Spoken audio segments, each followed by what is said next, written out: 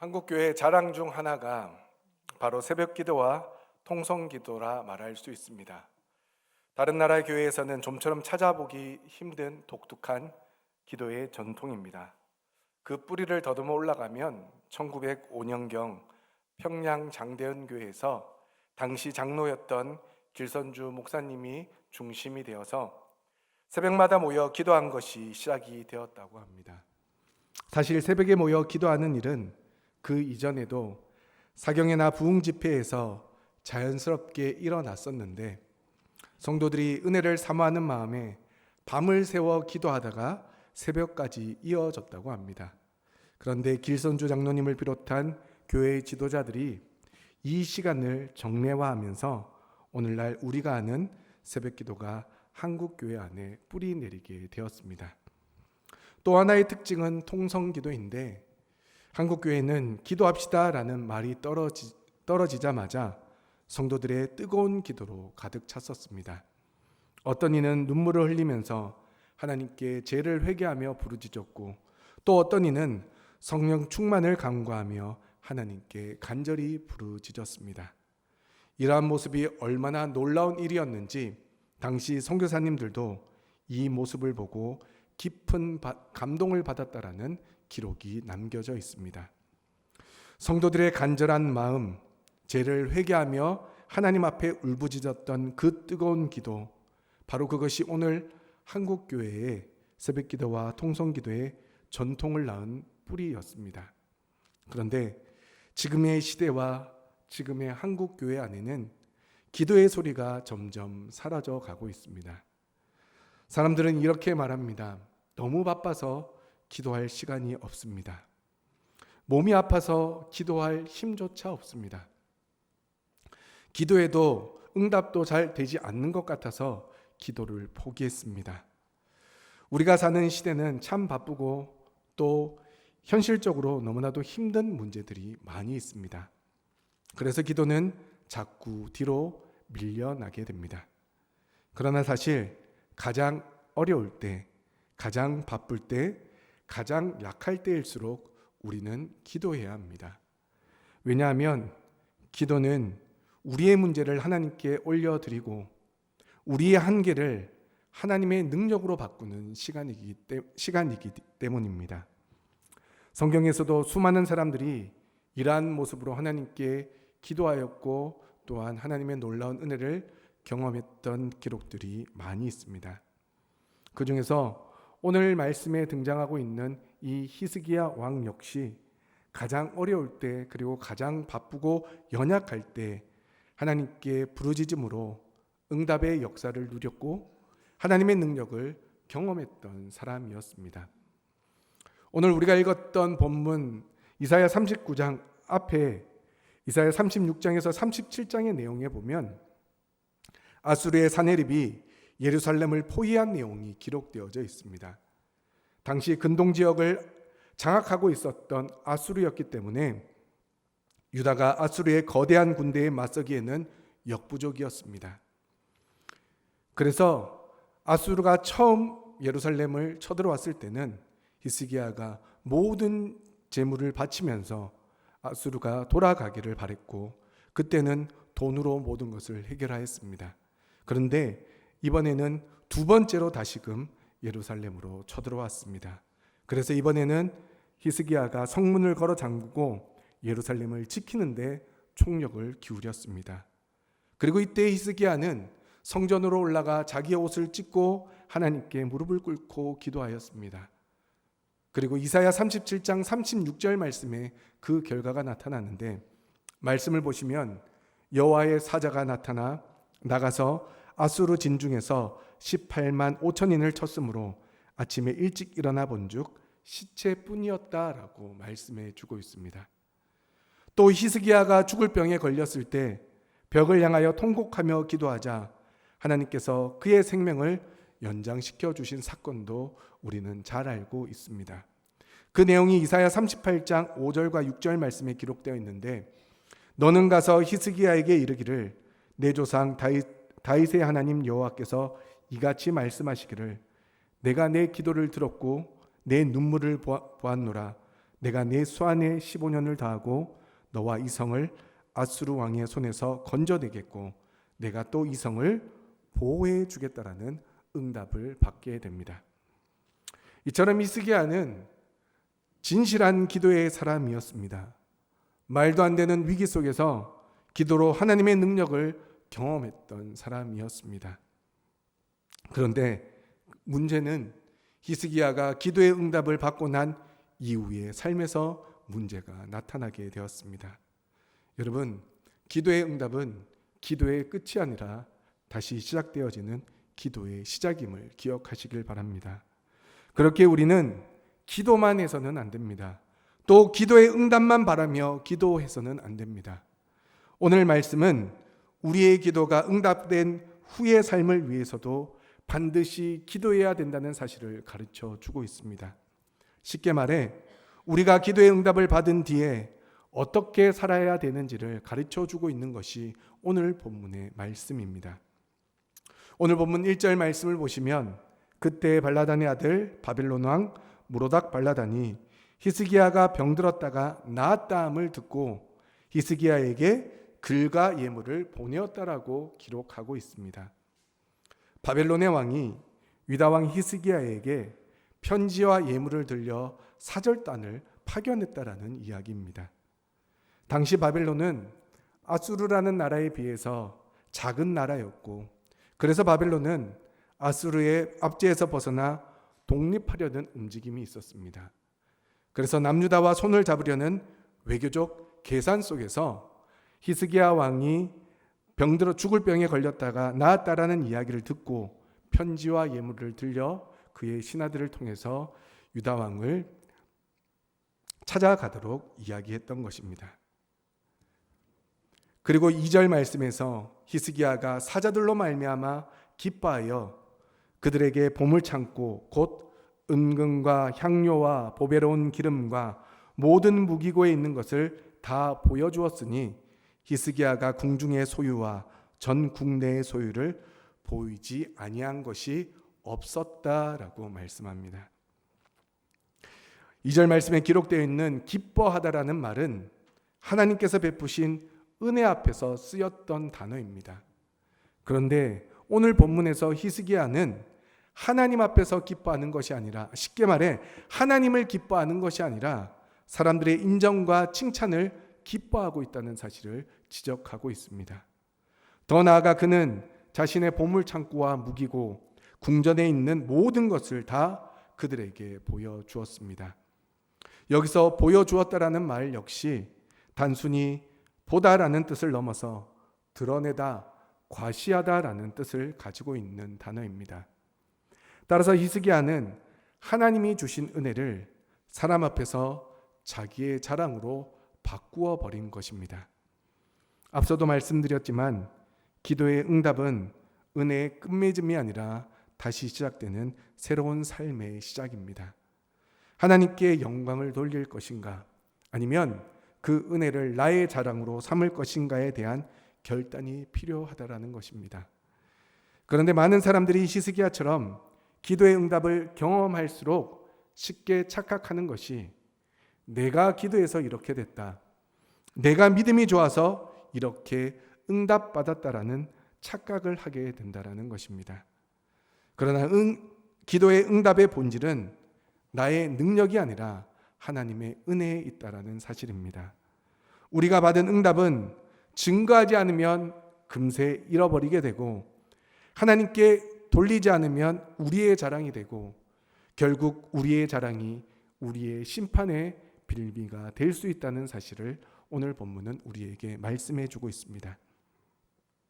그래서 이사야 선지자는 히스기야가 심판의 자리에서 돌아서기를 바라는 마음으로 하나님의 말씀을 전하고 있는데 3절 상반절 말씀을 보시면 이에 선지자 이사야가 히스기야 왕에게 나와 묻되 그 사람들이 무슨 말을 하였으며 어디서 왕에게 왔나이까? 라고 묻고 있습니다. 이는 단순히 정보를 묻는 것이 아니라 하나님을 증거할 기회를 놓쳐버린 히스기야의 문제를 지적하고 있는 것입니다. 그러나 히스기야의 대답을 보십시오. 그들이 원방 곧 바벨론에서 내게 왔나이다라고 말하고 있습니다.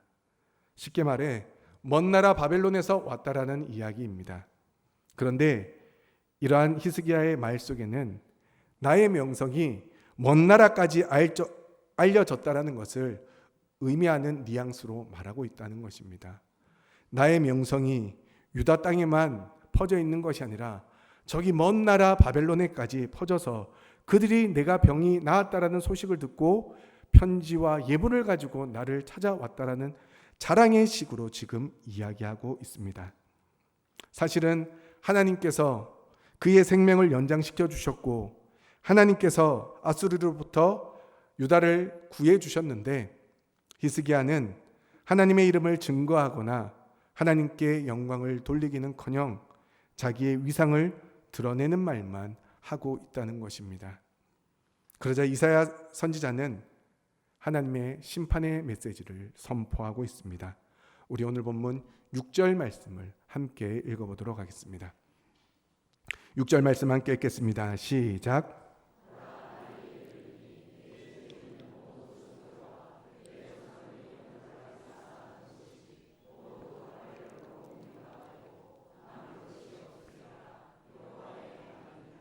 아멘.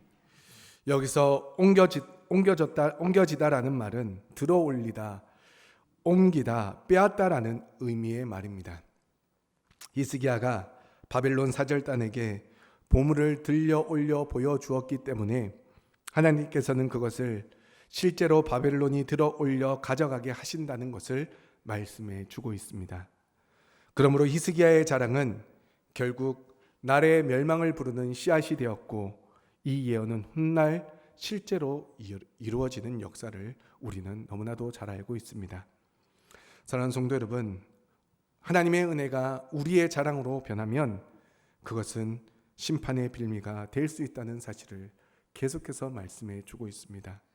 하나님이 주신 응답과 축복을 하나님께 돌리지 않고 내 것으로 삼는 순간 그 은혜는 더 이상 은혜가 되지 못합니다. 응답은 하나님께 영광을 돌리라고 주신 것인데 그 응답을 우리의 자랑으로 삼게 되면 그것이 오히려 화가 될 수 있다는 사실을 히스기야의 모습을 통해 성경은 분명하게 우리에게 보여주고 있습니다. 그렇다면 히스기야가 왜 이렇게 변하게 된 것이겠습니까? 앞서도 말씀드렸지만 절체절명의 위기 상황 속에서 기도를 이겨냈고 죽음의 문턱 앞에서도 기도로 생명을 연장받았던 히스기야였는데 지금의 모습은 도대체 무엇 때문에 이렇게 변하게 되었던 것일까요? 이 내용을 역대하 32장 25절 말씀에서는 이렇게 이야기해 주고 있습니다. 히스기야가 마음이 교만하여 그 받은 은혜를 보답하지 아니하므로 진노가 그와 유다와 예루살렘에 내리게 되었다라고 말씀합니다.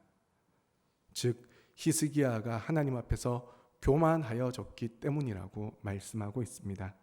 여기서 교만하다라는 말은 높아지다, 스스로 치솟다라는 의미의 말입니다.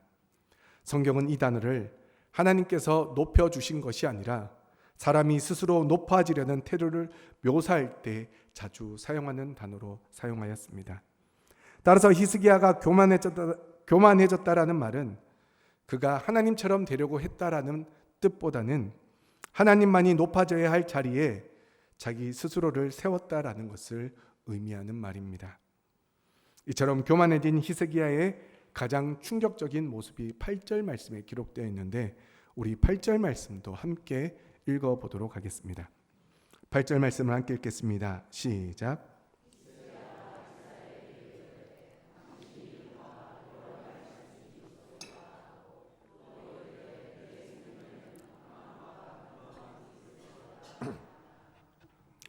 하나님의 말씀을 전하는 이사야의 말을 듣고 히스기야가 한 말은 좋습니다. 괜찮습니다 였습니다. 나라가 멸망하고 후손들이 포로로 끌려간다 할지라도 내 시대에만 평안하다면 괜찮다라고 이야기를 하고 있습니다. 하나님께서 주시는 평안과 진리는 믿음의 공동체와 믿음의 후손들에게 흘러가야 하는데 히스기야는 그것을 자기 시대에 안전보장 정도로 축소시켜 버렸습니다. 히스기야는 기도의 응답을 거듭 경험하면서 하나님의 은혜에 감사하기보다 그 은혜를 자기 소유로 여기기 시작했습니다.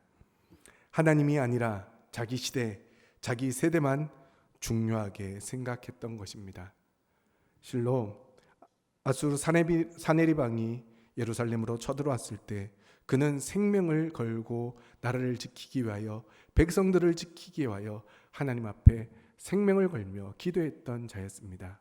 그런데 그 기도의 응답이 자기 자랑으로 바뀌고 자기 교만으로 바뀌자 어떤 일이 벌어지고 있습니까? 나라와 후대의 자손들은 온데간데 없고 지금 내 시대만, 내 인생만 잘 살면 괜찮다라는 식으로 그의 마음이 바뀌게 되어버렸다는 것입니다. 이는 오늘날도 마찬가지입니다. 많은 사람들이 기도의 응답을 받지만 오히려 교만의 함정에 쉽게 빠져버리게 됩니다. 우리가 은혜를 경험할수록 더 겸손히 낮아져야 하는데 더 높아지려는 유혹에 사로잡히게 된다라는 것입니다. 왜냐하면 내가 기도했기 때문에, 내가 기도해서 내가 응답받았기 때문에, 자꾸 하나님이 내 기도에 응답해 주셔서, 은혜 베풀어 주셔서 하나님의 은혜로 이 모든 것이 이루어졌다라고 고백해야 되는데, 하나님의 은혜의 자리에 내가 했다라는 말이 자꾸 중심이 되어버리니 그 모든 것이 나의 노력인 것처럼, 나의 결과물인 것처럼 이야기하게 된다는 것입니다. 실제 예로 어떤 분은 기도로 사업이 회복되었지만 그 후로는 사업에만 몰두함으로 하나님을 잊어버리는 경우들이 있습니다. 또 어떤 가정에서는 자녀의 문제로 간절히 기도했는데 자녀가 잘 풀리고 나자 오히려 교회와 멀어지는 경우들이 많습니다. 또 기도의 응답이 축복임은 분명하지만 그 축복이 내 자랑으로 바뀌는 순간 모든 기도의 응답에는 하나님의 은혜는 온데간데 없이 결국 자기 자신만 드러나는 꼴로 남게 된다는 것입니다. 그러므로 우리는 기도의 응답을 받을 때마다 잊지 말아야 할 것은, 첫째, 응답은 내 것이 아니라 하나님의 것이라는 사실입니다. 시편 115편 1절 말씀처럼 여호와여 영광을 우리에게 돌리지 마옵소서, 오직 주의 이름에만 돌리소서라고 우리는 날마다 기도해야 한다는 것입니다. 하나님이 응답하셨을 때, 하나님이 우리의 기도 가운데 역사하셨을 때 하나님 이렇게 해 주신 것으로 감사할 뿐 모든 것은 하나님의 은혜라고, 모든 영광은 하나님이 받으셔야 된다라고 하나님께 다시금 영광을 돌려드려야 되는 것이 우리의 믿음의 고백이라는 사실입니다. 그리고 두 번째, 기도의 응답은 후손을 위한 우리의 책임이라는 것입니다. 신명기 6장에 기록된 대로 하나님께서 주신 은혜를 자녀들에게 부지런히 가르치고 전파하라고 신명기는 말씀해 주고 있습니다. 그러므로 우리가 기도할 때마다 기도의 응답을 경험하게 된다라면 그것을 우리 자녀들에게 하나님의 은혜로 이루어졌다는 사실을 가르쳐 주라는 것입니다. 그리고 세 번째, 응답 이후에도 우리는 계속해서 겸손히 기도해야 된다는 사실을 우리는 기억해야 합니다. 골로새서 4장 2절 말씀에 기도를 계속하고 기도에 감사함으로 깨어 있으라고 말씀해 주고 있습니다.